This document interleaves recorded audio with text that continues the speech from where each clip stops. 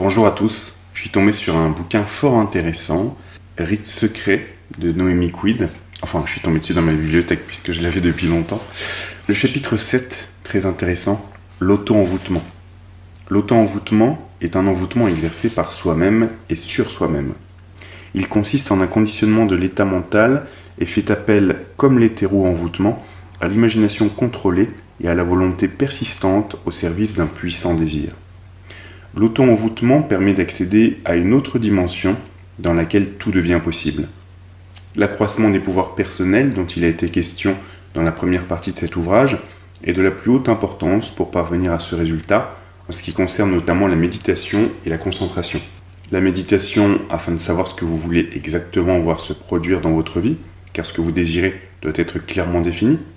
La concentration pour visualiser avec force et précision l'image de votre désir que vous voulez voir se matérialiser dans votre vie. Que désirez-vous exactement ? La richesse, une meilleure santé, une situation enviée, un grand amour ? Peut-être tout cela à la fois ? Pourquoi en effet faire un choix ? Vous avez droit à tout et tout vous sera donné lorsque vous saurez comment procéder. Mais soyez clair, comme je vous l'ai déjà dit, dans vos demandes, afin d'atteindre votre but sans retard. Le bonheur est pour aujourd'hui. Ne le remettez pas à demain. Ne prenez pas modèle sur le renard de la fable qui, ne pouvant atteindre les raisins qu'il convoite, déclare « Ils sont trop verts et bons pour les goujats ». On a dit et répété bien souvent que le bonheur était une attitude de l'esprit. Cette définition du bonheur dans sa brièveté renferme une richesse insoupçonnée qu'il convient d'analyser en profondeur. Lorsqu'un objectif vous paraît trop difficile à atteindre, vous pensez comme le renard de la fable. Après tout, je peux très bien m'en passer. C'est une erreur profonde. Ce que vous avez à un moment de votre existence souhaité intensément correspond à un besoin profond de votre être. Il est de votre devoir de le satisfaire. Vous ne devez pas plier devant les contingences de votre vie actuelle, vous imposer des limites, vous cantonner dans un à peu près qui mine votre joie de vivre. Chercher le bonheur dans cette vie, c'est là le véritable esprit de rébellion, a dit l'écrivain norvégien Henrik Ibsen. C'est vrai, vous devez conquérir votre bonheur de haute lutte. Pour mener à bien ce combat pacifique, il vous faut des armes. Je vous les fournirai et je vous indiquerai le moyen de vous en servir. Le bonheur, finalement, tient tout entier dans cette phrase de Nietzsche, « devenir ce que nous sommes ». Autrement dit, et réaliser notre vouloir profond. Pour cela, il faut vous conditionner au bonheur, effacer votre sentiment de défaite, réaliser que vos ennuis actuels ne sont qu'une des façades passagères de votre vie. L'autre étant le bonheur, comprendre ce qu'est la dualité. La dualité. Nietzsche a dit aussi, le bonheur doit être exploré au fond du malheur. Les bouddhistes, eux, exposent cette pensée sous une autre forme tout aussi juste, la lumière ne se trouve que dans la nuit noire. Doit-on craindre ce que l'on appelle le malheur ? Doit-on le considérer comme notre ennemi irréductible ? Faut-il l'attaquer de front pour le vaincre et être enfin heureux ? Non. Il convient seulement de l'interpréter et de le transformer après avoir assimilé la notion de dualité. À chaque instant de notre vie, nous agissons pour nous affirmer. Si nous rencontrons une opposition à nos désirs, un obstacle sur notre route, si l'échec sanctionne notre tentative, dans quelque domaine que ce soit, nous éprouvons un sentiment de défaite. Nous sommes engagés tout vifs dans cet illusoire procès de notre existence. Être et ne pas être, telle est alors la juste réflexion. Affirmation et négation, bien et mal, bonheur et malheur, ne sont antagonistes qu'en apparence. En réalité, et c'est là le grand secret, ces notions sont complémentaires. Nous ne devons pas déplorer ce qui nous est contraire. Plus grand est le malheur, plus grand sera le bonheur. Le malheur n'est que le dos, le bonheur la face, mais ils ne peuvent exister l'un sans l'autre. L'or est toujours intimement mélangé à la terre. Il se présente sous forme de la même poussière terne. Pourtant, il est là. Il deviendra ce métal dur, inaltérable, brillant et précieux qui apporte la fortune à celui qui le possède. Vous aussi, maintenant, vous êtes un chercheur d'or, le pionnier d'une terre que vous fouliez sans vous rendre compte qu'elle renfermait des joyaux de prix. Maintenant, vous savez. Laissez à la foule des ignorants l'ennui, le doute et le découragement.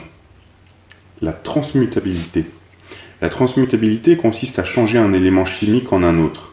En réalité, sachez que tout l'univers est soumis à cette loi de la transformation. Vous ne devez pas souffrir de vos difficultés ni des attaques de vos ennemis, car tout ce qui commence a une fin. Acceptez cette loi comme une vérité première. La foi.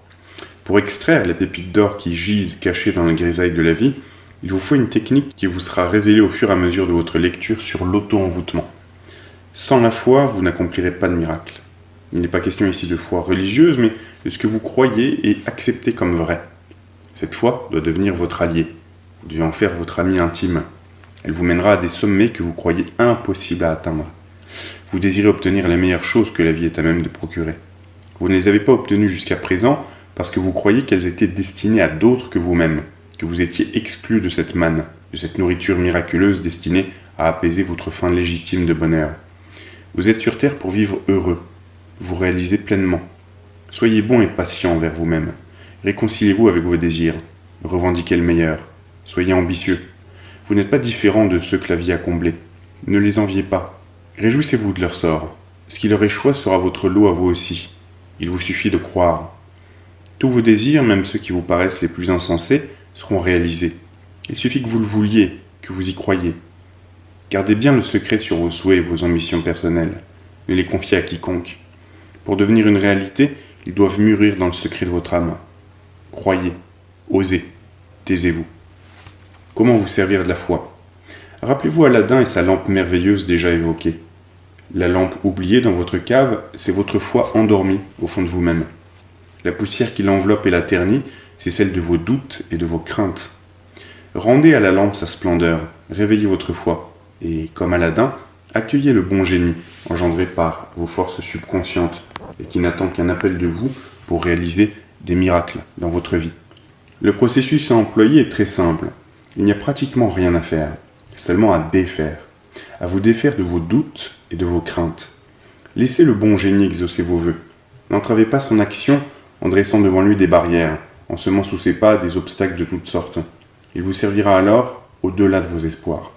Et pour cela, demandez-lui exactement ce que vous souhaitez. Préférez le calme intérieur et la méditation juste à l'agitation stérile.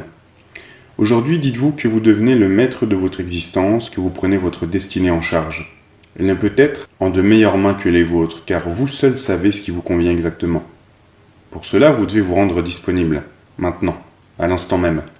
Vous devez vous tenir prêt à recevoir le fruit de vos semailles. Si vous êtes sceptique, si vous faites preuve d'amertume, vous empêchez vos succès futurs d'entrer. La voie. Le chemin qui conduit à la pleine réalisation de vous-même et de vos désirs n'est ni étroit ni pénible. Il est au contraire large, lumineux, plein d'agréments. Ce n'est pas celui qu'emprunte la majorité des gens, ceux qui n'ont pas la connaissance, avec un grand C. Un proverbe oriental dit « Les éléphants ne jouent pas sur le sentier des lapins ». Autrement exprimé, les gens conscients de leur force et de leur pouvoir ne prennent pas la même route que les médiocres ballottés au gré des événements qui courent dans tous les sens sans savoir où ils vont. Allez droit à votre but. Ne soyez pas modeste, ne vous contentez pas de peu. Vous n'êtes pas sur terre pour vivre dans la gêne, la médiocrité, la solitude et sous la contrainte. Vous avez le droit et le devoir d'être riche, puissant, entouré et libre. Bâtissez votre nouvelle demeure. Emplissez-la de toutes les choses que vous souhaitez y trouver. Établissez mentalement les plans de votre avenir. Pour cela, il vous faut un terrain neuf. Démolissez vos idées erronées. Je vais vous apprendre dans les lignes qui suivent comment y parvenir. Pour commencer, voici comment acquérir la richesse. La richesse. Vous avez des fins de mois difficiles? Même les gens qu'on appelle riches ont eux aussi des difficultés de trésorerie. Leurs biens sont parfois bloqués dans des placements. Il n'empêche qu'ils sont riches malgré tout. Personne ne songerait à les contester. Vous aussi, vos biens sont bloqués, par votre manque de foi. Vous récriminez souvent contre un sort injuste parce que vous vous croyez pauvre ou limité. Vous regardez ailleurs. Vous voyez des gens autour de vous que la vie a comblé de ses largesses. Vous vous posez la question, pourquoi pas moi? Cette question est juste en elle-même, vous avez raison de vous la poser. Comment la prononcez-vous? Sur un ton de rancœur? Avec un sentiment de frustration? En y répondant de façon négative? Jamais je ne pourrai prétendre à autant de richesses. Je suis placé une fois pour toutes dans la catégorie des gens qui devront se priver jusqu'au dernier jour, économiser franc par franc si je veux jouir d'une vieillesse décente. C'est un raisonnement faux. Vous n'avez pas été placé à vie dans la catégorie des nécessiteux par un destin contraire. Vous y êtes placé vous-même par votre esprit négatif. Qu'importe le milieu dont vous êtes issu, ce n'est pas cela qui compte. Cessez à l'instant de vous désoler, d'envier les gens qui ont plus d'argent que vous. Vous n'êtes pas différent d'eux. Ne vous plaignez jamais. Évoquez simplement votre vie à venir dans laquelle les richesses coulent librement. Soyez positif. Créez dans votre mental des images d'abondance. Maintenez-les quelques minutes, détendez-vous, puis recommencez. Faites-le aussi souvent que vous le pouvez sans jamais vous forcer. L'exercice de création